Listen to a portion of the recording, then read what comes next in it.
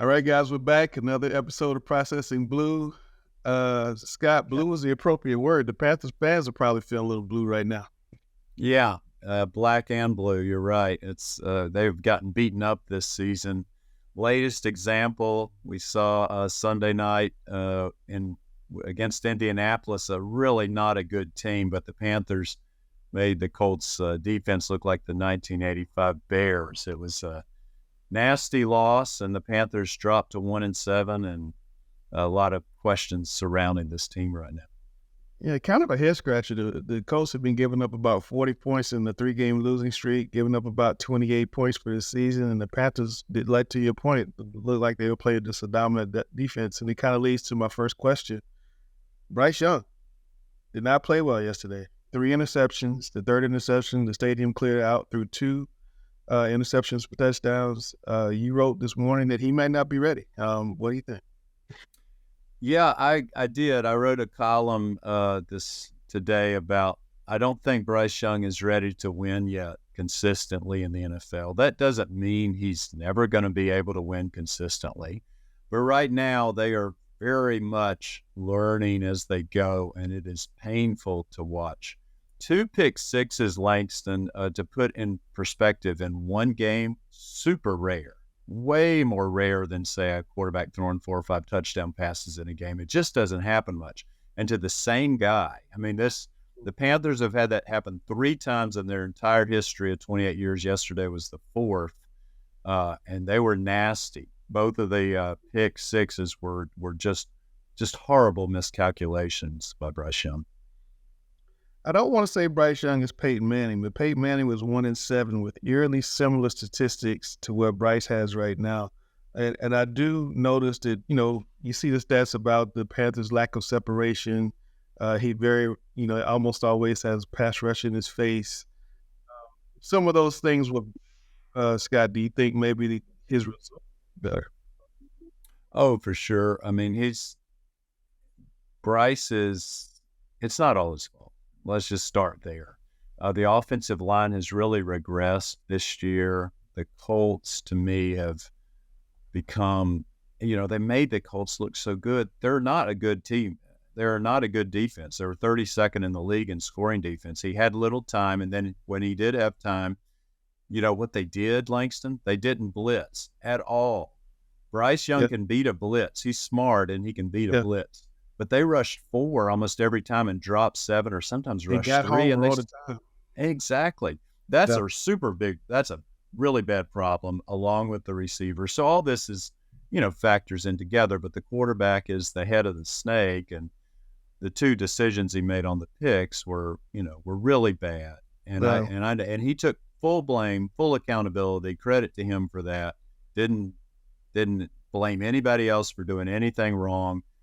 Said he should have just thrown both those balls in the dirt, which definitely should have happened. Yeah. Yeah. The second one to Miles Sanders, he had pressure in his face. There was a lot of traffic between he and Sanders. Sanders said after the game he should have thrown it in the dirt, as you said. The first one was late, I think, over to Hubbard on the right side. Are those? Is that just trying to make a play, you think, or just rookie mistake? I think what you said, trying to make a play, I think that's what's happening there, is that Bryce is hesitant to give up on a play, understandably. I mean, they're not scoring points. He doesn't want to throw the ball away on a 3rd and 10, and as most quarterbacks don't. But in both those situations, the risk and the reward were all out of whack, because even if those are completed, I mean, they probably go for 2 yards or something instead of going 40 or 60 yards the other way. So it was if you're going to take a risk, at least throw it 40 yards downfield. If they intercept it, it's almost like a punt. Right. The ones in the flat, and they were both to running backs. And as you said, I mean, they pressure in his face. I mean, this was the entire game. This was all last week too, Langston. How they won that game against Houston with Bryce getting sacked 6 times is a little bit miraculous when you think about it. But he has been sacked too many times, and the offensive line bears a big brunt of blame here. That's kind of the frustrating thing, though, Scott, because like every game, there's like a little period when you go, wow, that's the guy. You see it in flashes where he'll make a throw or put it in a place. Even the 4th and 2 last week to Adam Thielen, that kept the drive alive. I mean, he threw it past his own receiver to Thielen in a little small hole. Some of the touchdown passes he's made this season, I mean, he's thrown some balls where you just kind of go, wow. But then there's so many more instances of you kind of go, man, I don't know if they should just play Andy Dalton and win a couple games. Right. Yeah, you described it well there. I mean, he had a play like that yesterday where they went for it on fourth down, and he made a dart to Tommy Tremble on a fourth down play. That was one of his best throws of the day. Again, though, they're just so not explosive, and this isn't all on Bryce, but even that long drive they had for a touchdown Sunday, I mean, do they ever get 10 yards in a play? It's always plotting 8 yards here and 7 yards there. Hurts before he threw the pick six. I mean, it did. Yeah. I mean, it's so hard to get yardage for this team. It's just it's a cringeworthy process to watch that offense work. Even when it is working, there's so rarely 35-yard gain. They did have one yesterday to Hayden Hurst that was 48 yards, and that was a great play, but there's just not a lot of that. And that's something they're going to have to work on in the offseason, because last year's offseason, I mean, it's not worked out. The main signings they've had to improve the offense have done nothing to DJ Moore's absence, Christian McCaffrey's absence have been felt every single Sunday this year. No, you got to get guys can create separation. You got to get the guy a chance to pass the football. And going, they had a 15-play drive, I think, last week to win. I mean, that's going to be very rare in the NFL. And it seems like almost every time the Panthers have the ball, they have to go 13, 14, 15 plays to score. And that's just going to be impossible. Something's going to happen. Somebody's going to, slip through for a sack. Somebody's going to get pressure on you. They have to get some chunk plays. And I don't know if they have the right personnel right now to get chunk plays. But I want to ask you a question, the question that's on a lot of Panthers fans' minds, because everybody saw what C.J. Stroud did yesterday. Lost his kicker, still won. 5 touchdown passes. Naturally, he was here last week. The Panthers Bryce beat him with a great final drive. But if C.J. Stroud had been the pick, Scott, do you think this Panthers team would be better than what it is? At the moment, yes, I do. I think if you're just looking at a short sample, say, okay, if C.J. Stroud played these 8 games, would they be better than 1-7? I think so right now. I just think C.J. Stroud is coming to the league a little bit more ready. He's throwing a little better ball. He just looks, Houston, maybe they've got some better skill players, but they do. C.J. Stroud is 14 TDs and 1 pick, and Bryce is 8 and 7, and not all that is attributed to skill players. I mean, that's some of just the quarterback. Now, the question is that we don't know is long-term, in 3 years and 4 years. There's been a lot of other slow starters in the league. You mentioned Peyton Manning, 28 interceptions in his rookie year. Justin Herbert didn't start off very well. I mean, Trevor Lawrence struggled in his first year. These things happen. But also, so did Jimmy Clausen. Jimmy Clausen was a really bad rookie quarterback, and he turned out to be a really bad quarterback. So that's, that's the worst rock bottom scenario. Bryce won't be that, of course. But right now, C.J. Stroud's going to be Rookie of the Year. You can't say that he wouldn't be better if he was here at this moment.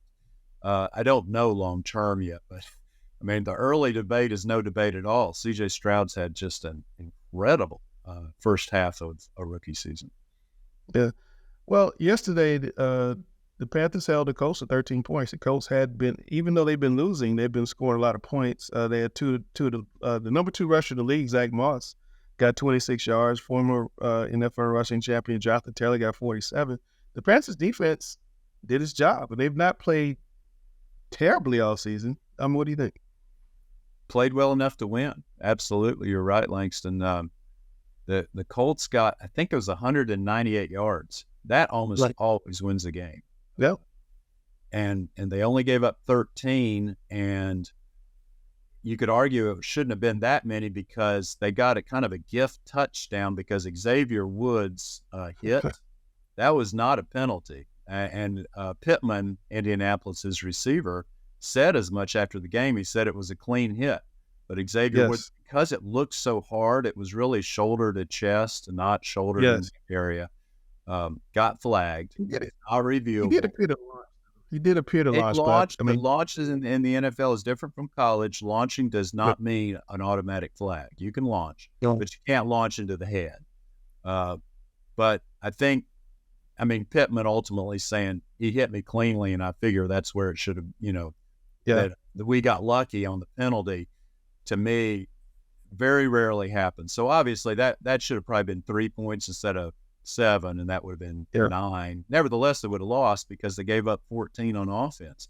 Panthers defense has turned a corner. They gave up 42 a couple of weeks in a row, and now they've gotten down to, had a winning performance against C.J. Stroud.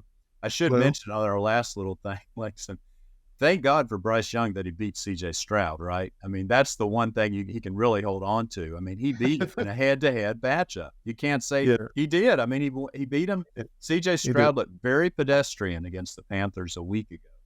So he did, he does have that. It's, they will always have Paris or whatever that old line is. They'll always have that win over C.J. Stroud this year. They can't go worse. They're not going to go 0-17. But yes, Panthers defense playing well. Special teams got a big turnover. Eddie Pinheiro is very steady. Yeah, solid. It's really all about the offense right now. That's why this team is losing games. Well, the offense had 138 yards rushing yesterday, so that was something that they have not been doing as well. They did a lot of the pieces you would think to win the game. And Indianapolis also got that first field goal after an offsides penalty on the punt when the Panthers should have gotten the ball back. Yep, there was that as well, but.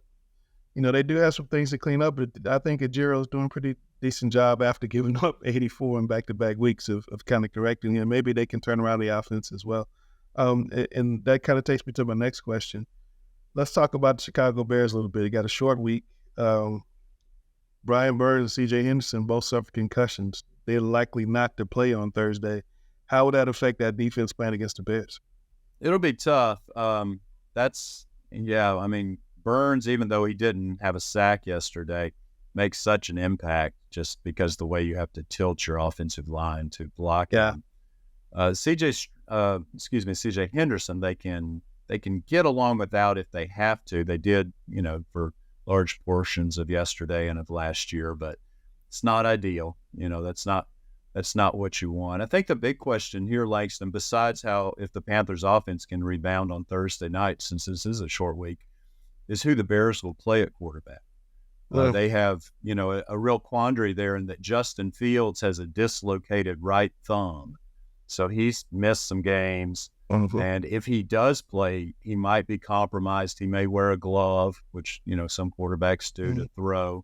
Or they may just go with Tyson Bagent, who nobody had heard of. Right. And who's now actually played pretty decently. They lost Sunday, but he threw a couple of touchdown passes. He's a undrafted rookie free agent from a place called Shepherd University. Do you know where that is? No. Louisiana, I'm guessing. I don't either. I didn't look it up. I'm sorry. We should look it up. Yeah. But yeah, Shepherd University, he was like the high school player of the year in West Virginia or something. And yet, this is the guy who's the quarterback for the Chicago Bears, and he's been playing okay. The Bears are bad, though. They're 2-7. This is a winnable game for the Panthers. But, without Burns, I think the defense is going to cobble it together a little bit. Bagent had 4 turnovers Sunday, several picks. He had a strip sack. He'll turn it over some. So the Panthers defense, they may have to score. That may be the way you win this game is you get a defensive touchdown. Yeah, get your own pick six. Get it back. That may be the shot that they have with the Bears. You can't imagine that Amazon Prime loves the fact that they've got a 2-7 and a 1-7 team playing on national TV Thursday night. That's a hard sell for Al Michaels. Exactly. They're going to have to work really hard on, building up Bryce Young and Justin Fields. Will the Bears be incentivized to beat the Panthers, knowing if the Panthers have the worst record in football, they'll probably have Caleb Williams instead of Justin Fields next year? Maybe, or Drake May. The Bears, I think players, they don't care about that stuff. Half of them aren't going to be there the next year. The GM and, of course, the officials, they care. They really want the Bears to win that to knock the Panthers further down since they do have that number 1 pick. Now, a guy like DJ Moore will care, of course, because he was here and he would certainly want to show something to the Panthers. But yeah, that's another. The Panthers right now, I think they would pick number 2 except they don't have their pick, but they would be the number 2 slot, right? Only Arizona, I think, has a worse record right now, and so the Bears want to keep them down Only as because best they play can. one more game. Yeah, right. Only because they've had one more game. Scott, at 1-7, we got to start thinking about the hot seat question. Is Frank Reich or Scott Fitterer on the hot seat, or both on the hot seat? Good question. I think Fitterer more so than Frank Reich. Fitterer has been here longer. He's had a longer time period to try to build this thing. And while Bryce Young, you'd say that's an open question, how well that trade is ultimately going to work out. The big trade they made to move up to get Bryce at number 1. What has not worked out so far is really the offseason acquisitions, especially this past year.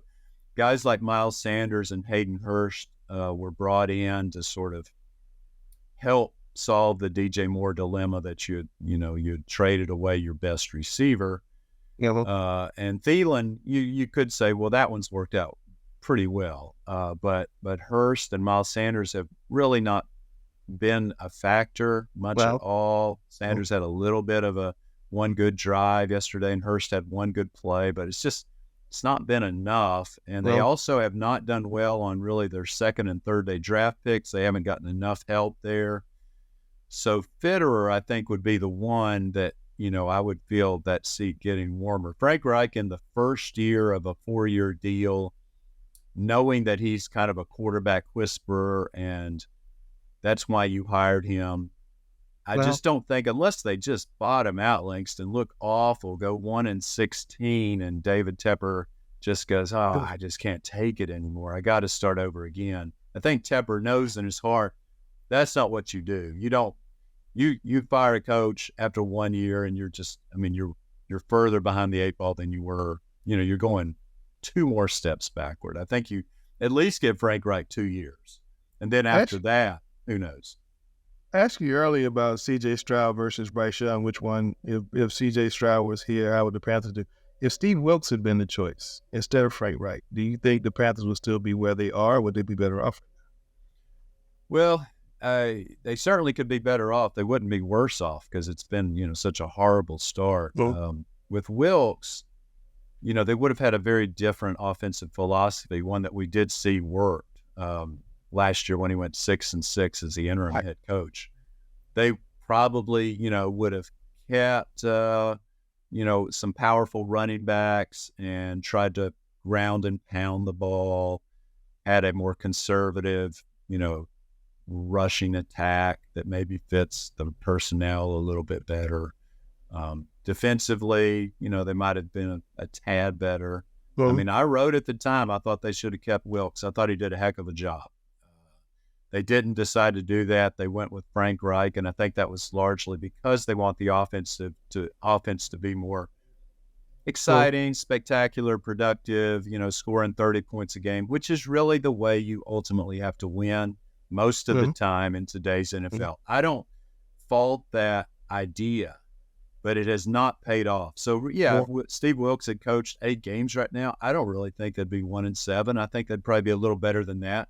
Long-term future, again, sort of like the Bryce Young question, it's to be determined, how well. But the Frank Reich era has not started well, and I'm sure he would be the first to tell you that.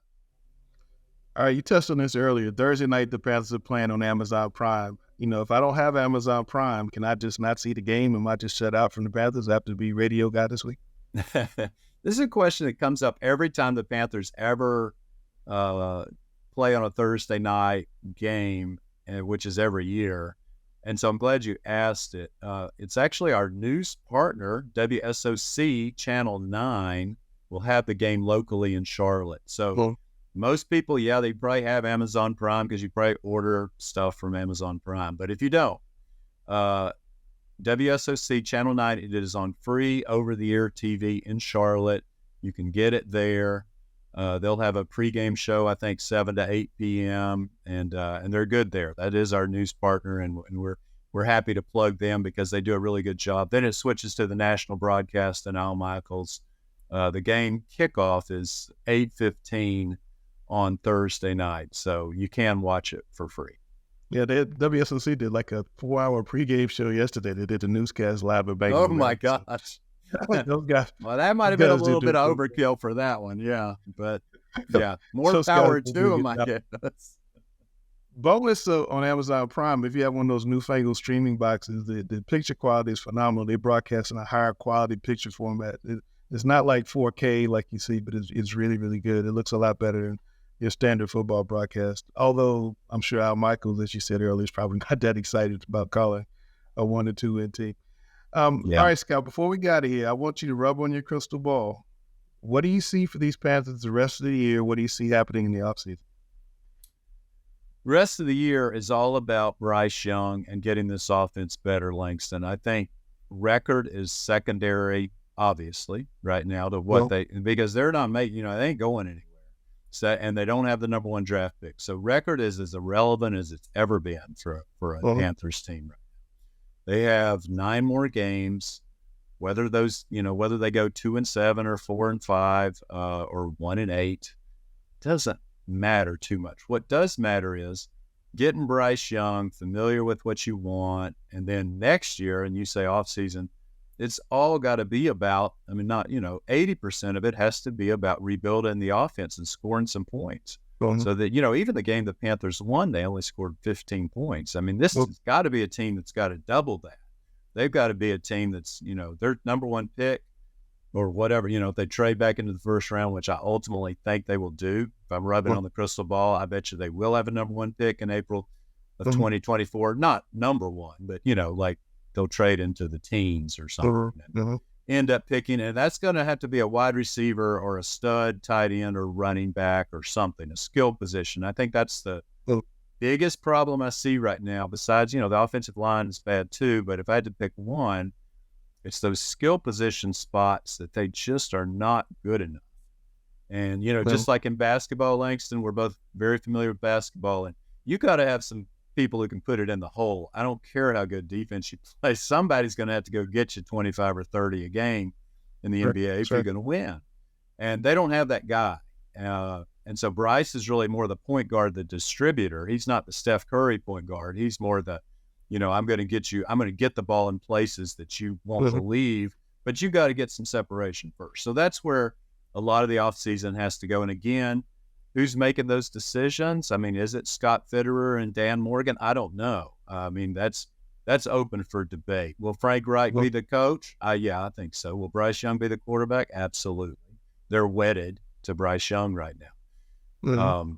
But, the next 9 games, Panther fans, buckle up. It is going to be a rough ride. I'm sorry. But there'll be a few moments. Hey, Langston, there might be one Thursday. They may win Thursday, honestly. It's one of the most winnable games they've got left. You got to pick them to win Thursday? Mr. 7-1? I haven't decided yet. I've got a pretty good lead in our contest because I picked them to lose every single game, which has made it 7-1. I might pick them Thursday. Yeah, I'm thinking hard about it because I think it's the kind of game that Chicago and them are really probably a coin flip. The game being in Chicago probably hurts them a little bit, but Chicago is not very good either. It's going to be probably a good 19-16 slugfest of some sort with a defensive touchdown in there. Give me a number, Scott. I know you said it's going to be a rough ride and buckle up. What's the win number? What's the record over the last 9 games? If I had to choose right now, I'd go 2-7, 3-14 for the year. So you're going 3-14 for the season. Well, Panther fans, there you have it from the guy who sees just about as much Panthers football as anybody that's ever followed the Panthers. Look, thanks for watching us. You're watching us on YouTube. Make sure to like, follow, subscribe. Be watching us on any of the social media services. Make sure you like and share. Follow us on charlotteobserver.com, and we'll catch you next week on Processing Blue.